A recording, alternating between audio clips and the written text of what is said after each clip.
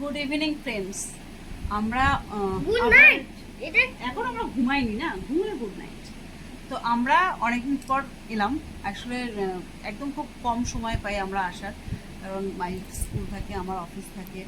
তো আজকে এই কারণেই এলাম যে পুজোর একটা নতুন কিছু হয়েছে। পুজোর কি হয়েছে? এই যে মাহির হেয়ার কাট হয়েছে।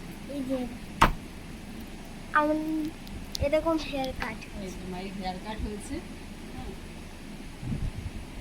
মাহির হেয়ার কাট। আরে ভাই এটা এরকম ভালো লাগছে, নিউ স্টাইল।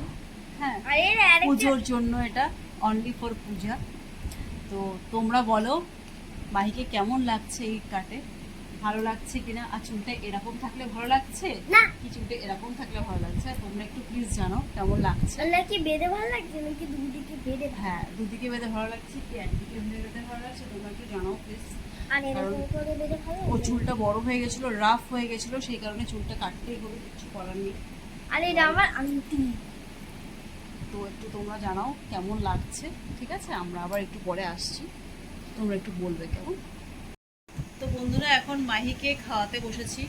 রাত অনেক হয়ে গেল, 10টা বাজে। ওর আবার সকালে স্কুল আছে, মানে ও 8টার মধ্যে ওদের স্কুলে ঢুকতে হয়। 8টা 10 থেকে স্কুল স্টার্ট হয়। তো অনেক সকালে বেরিয়ে যায়, 7:30টায় বেরিয়ে যায়। এখন খেয়ে দিয়ে না ঘুমোলে সকালে উঠতে পারবে না, খুব কষ্ট হবে। সেই জন্য ওকে খাইয়ে নিচ্ছি। খাইয়ে দেয়, ও ঘুমিয়ে পড়তে হবে তাড়াতাড়ি করে। তো খেয়ে নিক, ঠিক আছে? তুমি কিছু বলবে ফ্রেন্ডসের? ইয়েস বলো।